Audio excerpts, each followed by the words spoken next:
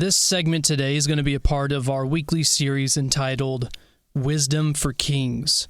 See, we want to do a series that we highlight the wisdom of the Proverbs. The Proverbs are not just cookie-cutter statements left over from your Cracker Jacks or your fortune cookie that you got from your meal. Rather, the Proverbs are a father's instructions to his son. More so, this is Solomon's kingly wisdom given to his sons so that they can rule. This is wisdom for kings. So for us to rule well, for us to build well, we need wisdom. We need the Proverbs.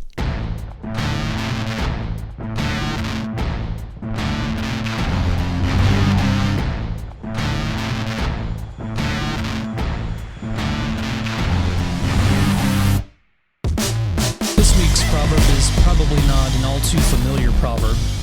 One, we're just not too familiar with the Proverbs in general, but second is we often don't read Proverbs like this because they don't sound that great. They don't mean too much to us in our culture, in our context. But this is Proverbs 17:6. Grandchildren are the crown of the aged, and the glory of children is their fathers. Now, I thought much about this proverb this week. I've been reading through the Proverbs a lot lately and have been drawn to the fact that God has deposited much wisdom for us in these Proverbs, and we've neglected it for far too long. Especially here when we think of fathers. Fathers are something of little or no significance in our own culture, and in fact, little or no significance even in the church. Fathers are not honored, and fathers do not do things to be honored for. We have, in turn, erased fatherhood because we have forgotten what it means to be a father. And one of the key impacts that we see this is a father's legacy to his son. I've become pretty convinced over the years that while you're studying and reading theology, part of what you need to do is read and study other men. Men from the past have much for us to learn, much for us to glean from, and also much for us to then go and do differently. You see, men of the past are, in one sense, in the church, they are fathers to us. They instruct us through their past, their wisdom, through their writings, through their life, through their mistakes, through their sin. They impart wisdom for God's people. And so if you study theology at all, one thing you need to pick up into your hands is some autobiographies or biographies of other faithful Christians. You need to learn from your fathers. But as I was picking up one this week, I couldn't help but think of a very sharp contrast that I was reading about between the life of Augustine and the life of John G. Paton. Now, you don't think of those two necessarily being comparable. I mean, most people, when they hear both of those names, they know who Augustine is. Not as many people know who John G. Paton is. But if you don't know him, you should get to know him. You can pick up his autobiography from Banner of Truth for a pretty good price, but it's a great autobiography of a man who you would learn much from. But while we would typically think of Augustine as the greater theologian, and maybe so, maybe the greater man in history, I was pretty shocked to find this as I was reading about Augustine in his early life. And one thing a lot of people don't know, and maybe don't know because Augustine doesn't write too much about, is his father. And it really made me think of that proverb that we read at the beginning, that the glory of children is their fathers. But here is what John Piper has to say in his little overview of Augustine's early life. He says this: his father Patricius, a middle-income farmer, was not a believer. He worked hard to get Augustine the best education in rhetoric that he could, first at Madaura, 20 miles away, from age 11 to 15, then after a year at home in Carthage from age 17 to 20. His father was converted in 370, the year before he died, when Augustine was 16. He mentions his father's death only in passing one time in all of his vast writings. This is all the more striking when you consider the many pages spent on the grief of losing friends. As I grew to manhood, he wrote, I was inflamed with desire for a surfeit of hell's pleasures. My family made no effort to save me from my fall by marriage. Their only concern was that I should learn how to make a good speech and how to persuade others by my words. In particular, he said that his father took no trouble at all to see how I was growing in your sight, O God, or whether I was chaste or not. He cared only that I should have a fertile tongue. The profound disappointment in his father's care for him silenced Augustine's tongue concerning his father for the rest of his life. Friends, that's all that most have to say about Augustine's father. In fact, that's all that Augustine really has to say about his own father. And I want you to hear the contrast with someone like John G. Paton and what he has to say about his father. This is from John G. Paton's autobiography. This is beginning on page 21, second paragraph. How much my father's prayers at this time impressed me I can never explain, nor could any stranger understand.